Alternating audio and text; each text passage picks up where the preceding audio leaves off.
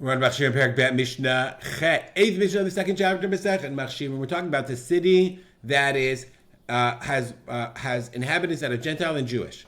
Matzaba mitziah.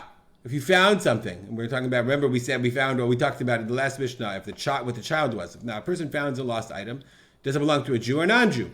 In Rov Nachrim, it belongs to the majority of Gentiles. Again, this is he doesn't have to announce it. This goes to a halacha that talks about returning lost items, and the halacha applies specifically to Jews and not to non-Jews. If the majority is Jewish, he does have to announce and return the item. He does have to announce. Again, if you want to learn more about it, look it up in the Mishnah in Baba Mitzia Perak Elu Mitziot.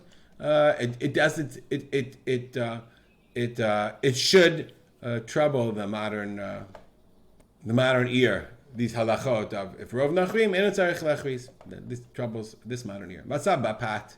If you find bread, hochinach rov nachtomim, you are going to the majority of nachtomim of bakers.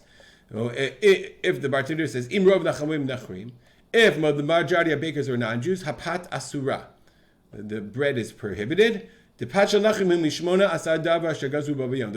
time when they all got together and they made all these decrees, and one of them was you can't eat non-Jewish bread. And at that time they were still observing those gzerot, those decrees. So you go if the majority of it's really interesting now everything is packaged, but way back when it wasn't packaged. We're going to see not only bread, we're going to see what about meat. If you find stuff in the street, they just did like nowadays we would never eat such things. Pat isa means clean bread. Pat nikiya. If it was clean bread, hochim achar rov ochlei pat isa. Then you follow the majority of the eaters of this clean kind of bread, white bread.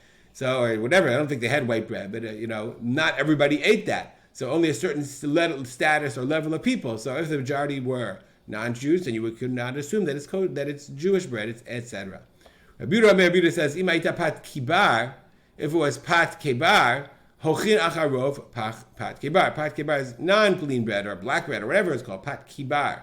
Here, the Jasper translates kibar as with a yud kibar as the coarser meal which remains after the fine wheat flour.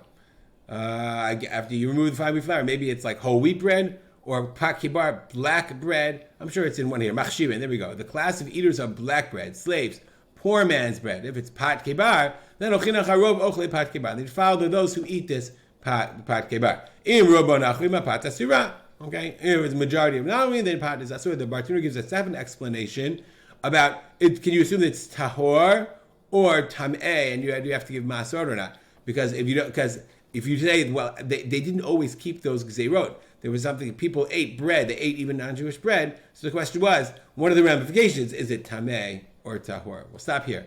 Dedicate our learning to memory of my father, Rav Simcha ben Yitzchak Kalman. Make it a great day.